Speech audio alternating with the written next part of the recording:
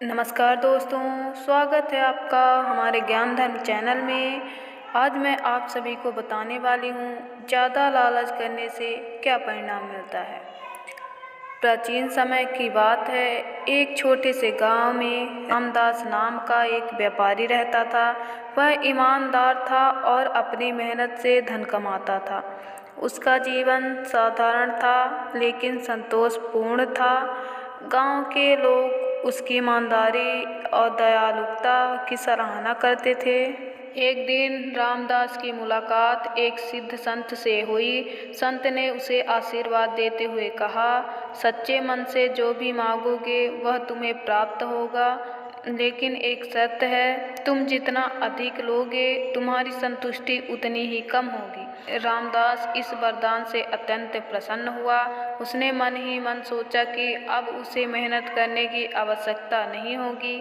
उसने संत से विदा ली और घर लौटकर योजना बनाने लगा कि वह कितना धन मांगे।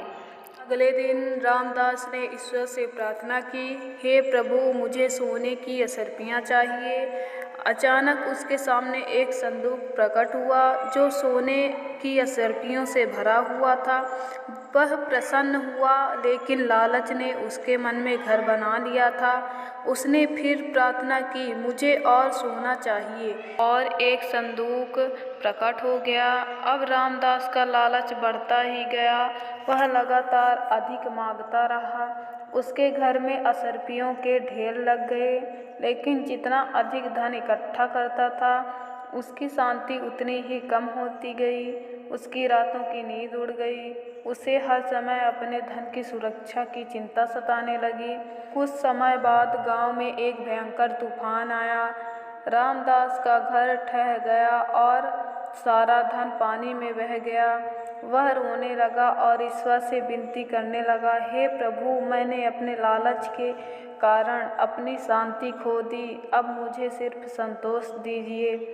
तभी वही संत प्रकट हुए और बोले, पुत्र, धन से सुख नहीं मिलता, संतोष से मिलता है। जो व्यक्ति लालच करता है वह अपने ही धन का दास बन जाता है।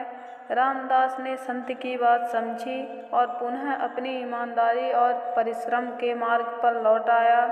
अब वह धन कमाता था और सुखी जीवन जीता था।